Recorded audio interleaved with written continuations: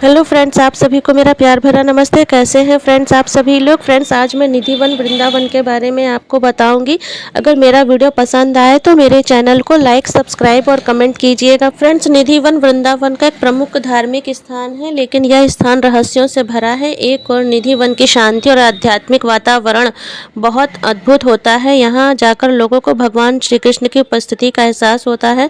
वहीं निधिवन के वृक्षों को लेकर और वन में मौजूद मंदिरों को लेकर कई रहस्य बताए जाते हैं, जिनके बारे में हर कोई नहीं जानता। वहीं शाम के समय यहाँ पर लोगों की एंट्री बंद कर दी जाती है।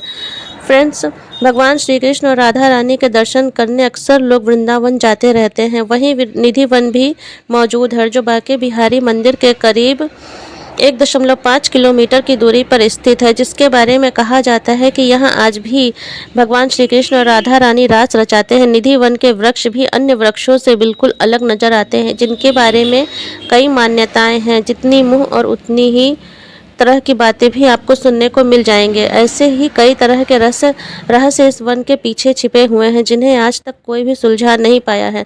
निधि वन में लोगों को केवल दिन में जाने की इजाज़त होती है। सुबह 5 बजे निधि वन के फाटक खुलते हैं और शाम 7 बजे बंद कर दिए जाते हैं, जिसके पीछे का कारण हर कोई नहीं जानता। ऐसे में हम आपको निधि वन के बारे में कुछ रहस्य बताएंगे।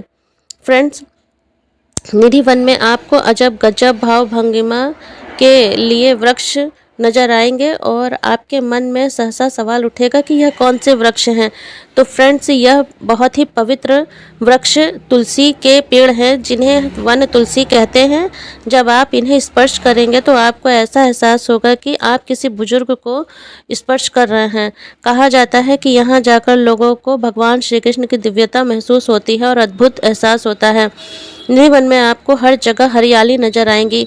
इन वृक्षों की बनावट भी बेहद अनोखी और चमत्कारी प्रतीत होती है। इन पेड़ों की टहनियाँ आपस में एक दूसरे को जकड़े हुए होती हैं। लोगों का मानना है कि रात होते ही यह वृक्ष गोपियों का रूप धारण कर लेते हैं, जिसके बाद भगवान कृष्ण और राधा रानी गोपियों के साथ रास रचाते हैं।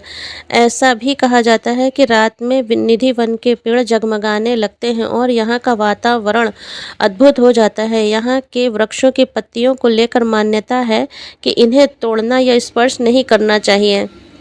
फ्रेंड्स, वृंदावन के निधि वन में एक रंग महल मंदिर मौजूद है, इसके पीछे भी कई बड़े रहस्य बताए जाते हैं। इस मंदिर को लेकर यहाँ कहा जाता है कि सूर्यास्त होने के समय पर निधि वन इस मंदिर को पूरी तरह सजा दिया जाता है, जिसके अंदर एक पान और पानी का जग रखा जाता है। यहाँ श्रृंगार का सामान और बिस्तर भी सजाया जाता है। साथ ही चंदन की लकड़ियाँ भी अंदर सजाई जाती हैं। ऐसा कहा जाता है कि सुबह के समय ये सभी चीज़ें अस्त व्यस्त मिलती हैं, जैसे रात में किसी ने इनका इस्तेमाल किया हो। कहा जाता है कि श्री कृष्ण यहाँ रात बिताते हैं और यहाँ सभी चीज़ें उन्हीं के द्वारा इस्तेमाल की जाती है। रात के समय भगवान श्री कृष्ण और राधा रानी निधि वन में अपनी गोपियों के साथ नृत्य करते हैं।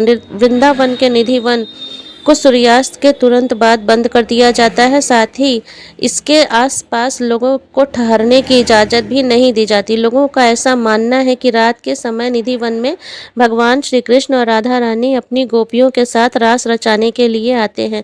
अगर कोई व्यक्ति गलती से उन्हें देख ले या उस समय निधि वन में मौजूद हो तो वह अपने होश खो बैठता है। ऐसा भी माना जाता है कि रात के समय निधि वन रुकने वाले लोगों की मृत्यु हो जाती है।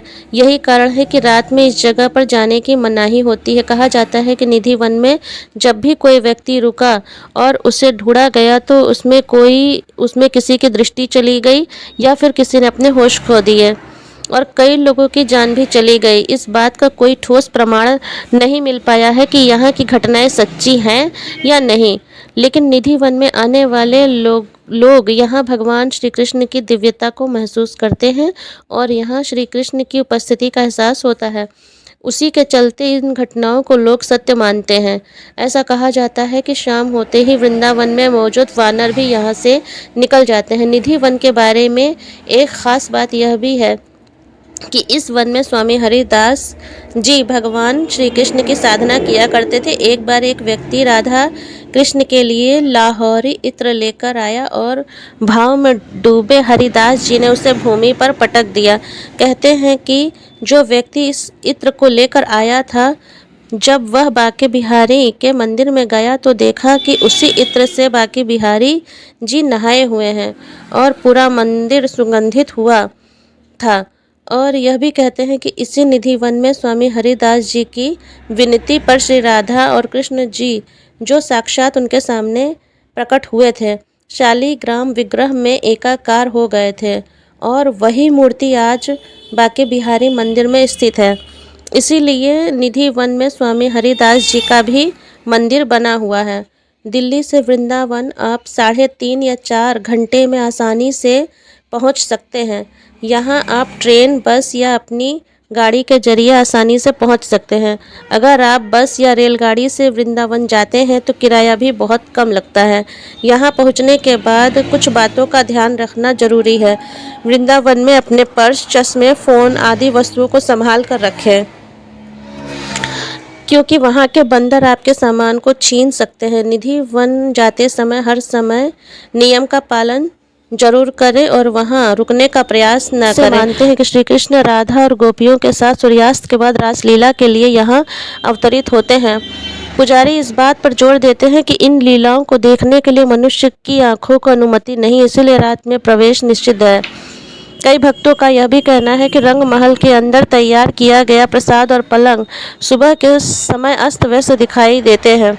राधा कृष्ण लीलाओं से जुड़े एक शांत भक्तिमय स्थान है। यह आपस में लिपटे तने और साल भर हरी भरी रहने वाली तुलसी के पौधे एक अलौकिक दृश्य बनाते हैं। स्थानीय लोक कथाओं के अनुसार ये पौधे रात में गोपियों में परिवर्तित हो जाती हैं। रंग महल और रासलीला स्थल यहाँ कृष्ण की रात्रि लीलाओं की कहानियों के केंद्र में है। तो बाय फ्रेंड्स।